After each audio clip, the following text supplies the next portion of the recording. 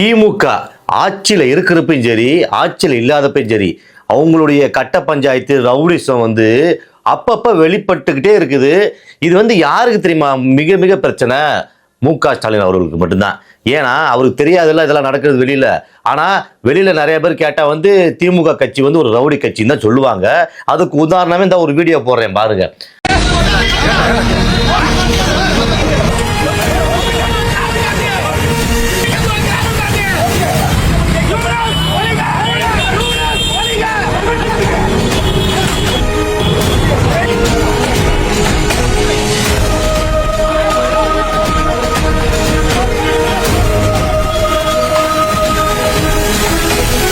மயிலாடுதுறையில காங்கிரஸ் அவங்க ஆளுநர் இந்த மாதிரி பிஜேபி சேர்ந்த ஆளுநர் இருக்கார்ல, அவர் விஜய்க்கு ஆதரவு கொடுக்கல, முதலமைச்சராக இன்னும் அனுமதி கொடுக்கல அப்படின்னு சொல்லி இப்போ அந்த பிரச்சனை போயிட்டே இருக்குதுல்ல. அதனால காங்கிரஸ்ல ஒரு போராட்டம் நடத்திருக்காங்க.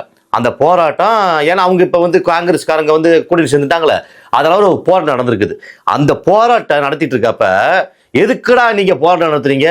நீங்க எங்க கட்சியில இருந்துட்டு இப்ப அங்கிட்டு போய் துரோகம் செஞ்சுட்டு எங்களுக்கு துரோகம் செஞ்சுட்டு அங்கிட்டு போய் சேர்ந்துக்கிட்டு இப்ப எங்களுக்கு எதிராக வேலை பார்க்குறீங்களா அப்படின்ட்டு மயிலாடுதுறையில சும்மா வாய் வார்த்தையால பேசலைங்க, அடிச்சிருக்கிறாங்க. அந்த காங்கிரஸ் கொடியை போட்டு உடன்னு உடைச்சு.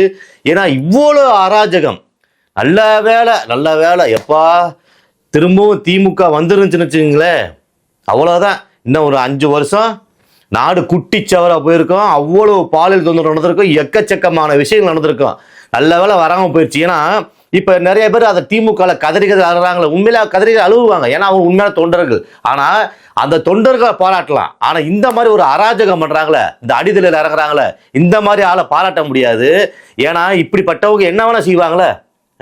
ஏங்க தோத்துருச்சுன்னா ஒத்துக்கிட்டு அதுக்கு தகுந்த வேலையை பார்க்கணும். வெளியில வேணா சொல்லிக்கிறாங்க. என்ன சொல்லிக்கிறாங்க? நாங்க தாவேக்கு ஆட்சி அமைக்கட்டும், அவங்க பெரும்பான்மை வச்சிருக்கிறாங்க, அதுக்கு எந்த ஒரு இடைஞ்சல் நாங்க பண்ணல அப்படின்ட்டு திமுக உள்ள மு.க.ஸ்டாலின் சொல்றாங்க. வாய் வார்த்தையா சொல்றாங்களே தவிர மற்றபடி வெளியில எந்த ஒரு வாய் வார்த்தையும் சொல்லல. எடப்பாடி அது அவருக்கு ஒரு படி மேல மௌனமா உள்குத்து வேலை நிறைய பார்த்துட்டு இருக்காரு. சரி, ஓகே. நிறைய பேர் பிஜேபி வரக்கூடாது அப்படின்னு சொல்லிட்டு இப்ப கம்யூனிஸ்ட் நிறைய சேர்ந்துருக்கிறாங்க. அடுத்து விசிகா சேர்றதுக்கு ரெடியா இருக்கிறாங்க.